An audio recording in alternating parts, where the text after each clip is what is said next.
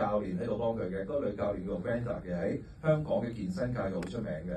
佢係一個即係好似打拳嘅拳王咁樣，拳后咁樣啦，即係健身界度咁樣。咁咧每一次停機跟住就係要轉燈光啊、轉鏡頭啊、轉啲人嘅時候咧，咁咧張繼聰咧就喺現場咧做緊啲嘢就係咁啊，有個教練就突然間衝出嚟就叫佢：好，你而家呢條橡筋，你而家做實下嚇，佢就真係咁樣喺個現場度，哇！其實咧嗰啲日子其實係好辛苦，因為個時間好長。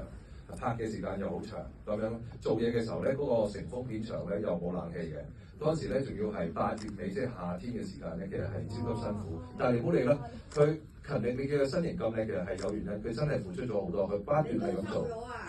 我係啊，我都瘦咗嗰幾日，應該都嗰幾日係好有緣分。咁啱阿晶揾我嘅時候咧，就係啱啱做晒啲暑期班，咁啊，因為8月20幾號我記得好似係，咁啊連續拍咗幾日咁樣啦。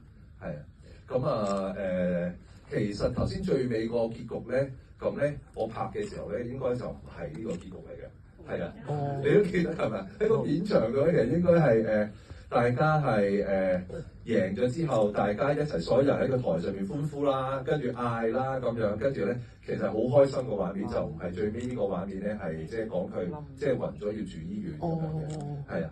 係啦，跟住我都唔記得咗仲有咩要講啦，有冇咩想問下？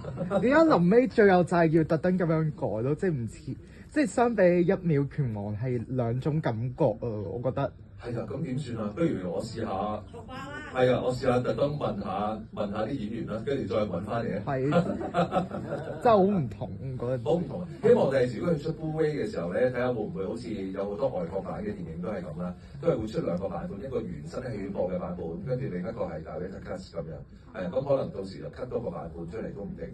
不過唔知道，問下啦。係。咁啊，